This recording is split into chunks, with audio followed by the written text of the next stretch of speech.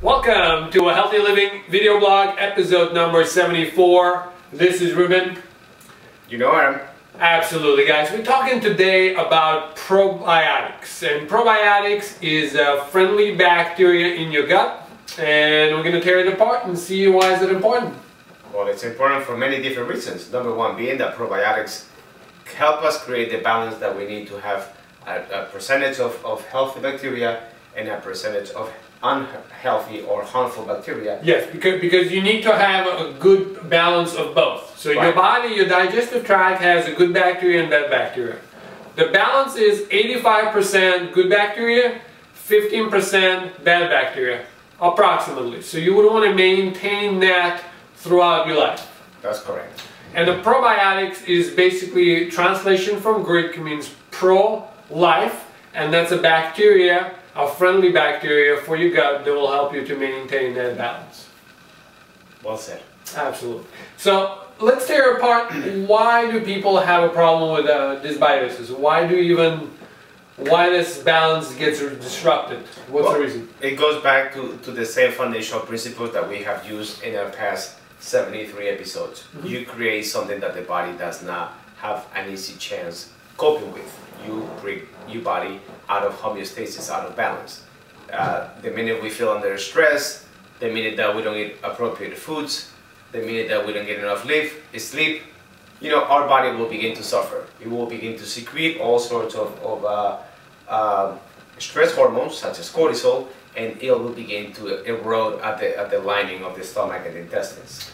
And that's where that bacteria pretty much resides. Another big issue that we have is the abuse of antibiotics. Antibiotics are designed to save your life, and it's absolutely excellent in saving your life.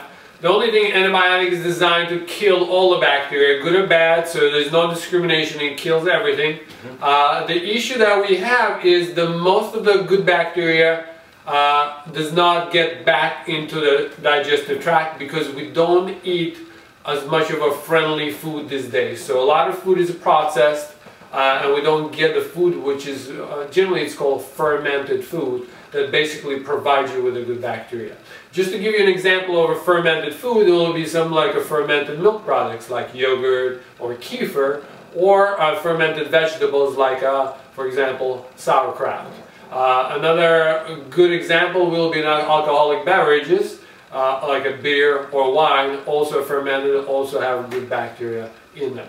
Good. And make sure that that those fermented foods that you eat in, please make sure that they're non-pasteurized, because the minute they pasteurize them, they will cook into a certain temperature for a certain amount of time, and all that friendly bacteria will be actually killed. Which generally happens with a wine that is on the market and with beer on the market. So what originally was possibly a decent product, right now chances are just nothing but pure alcohol, that chances are going to create a whole lot of chaos rather than anything good for your digestive tract. That is very true. So what's important to understand is, if you ever had taken a course of antibiotics, chances are you haven't already some sort of dysbiosis with digestive tract are high or very high, depending. If you're having some kind of gut-related issues, let's say if you ever gotten food poisoning, if you have any kind of digestive problems, there's a high chance of you have a lack of good bacteria in your gut, and it's important to populate, or at least try to populate your gut with a good bacteria. Absolutely. We do not eat enough of the good quality food that can bring the good bacteria in, so therefore what's going to proliferate at a much rapid pace is going to be the harmful bacteria. And then it creates a huge off balance, and we'll see it in our bodies, happening quickly. And it's actually rampant in society now. Yeah, unfortunately it is. Now, what would you recommend? Do we recommend any specific probiotics? Well, we don't want to mention names for several reasons, but we can make that information available to you if you share if you care to share a comment with us. But yes, I recommend people it's one of those few supplements that I recommend that they take on an ongoing basis while they're actually healing themselves, along with other things, of course. But let's not mention any names just for the sake of not veering ourselves, because what's going to happen is that some supplements per se, if we go by name, they're going to have too much of one strand and not enough of the other one, and it has to be specific of what the person has to what the person needs. So basically there's all kinds of different strands of bacteria, yes. Some of them friendlier than other ones. Really there's no side effect, bad side effect from taking probiotics. The worst can happen is you might have a lot of gas. Besides that, the body's adapting it, sometimes yes. maybe a little diarrhea because you took in too much too fast and the body couldn't cope. Yes, and another negative effect, you might not get colonized by good bacteria, also depending on what company product you use. If you ask me, I am a big fan of a real food. I would say forget about probiotics, get some good sauerkraut, make it your own, make your own yogurt, go online, find out how to do a kefir, and consume it, and chances are it will work better than anything else. It's just strictly my opinion. Okay. You're entitled to it. Absolutely. You want to say anything else about probiotics? Probiotics, they have proven over and over to restore the health of people that have been, presented with digestive disorders. So I'm very in favor of them. Mm-hmm. I recommend people to take them quite often because they need them, of course.